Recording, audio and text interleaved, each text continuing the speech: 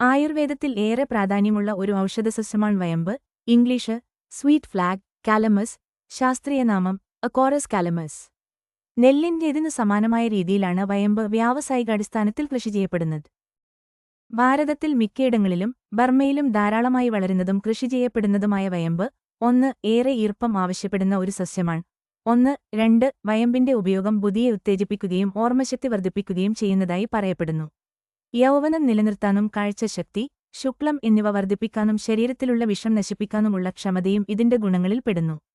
ഞരമ്പുരോഗങ്ങളുടെ ചികിത്സയിലും ഇത് ഫലപ്രദമാണ്. വയമ്പ്, കൊട്ടം, ബ്രഹ്മി, കടുക്, നറുനീണ്ടിക്കിഴങ്ങ്, തിപ്പലി, ഇന്ദുപ്പ് എന്നിവ കൽക്കമായി കാച്ചിയ നെയ്യ് കൊടുത്താൽ കുട്ടികൾക്ക് ബുദ്ധിയും ഓർമ്മശക്തിയും വർദ്ധിക്കുമെന്ന് വിശ്വാസമുണ്ട്.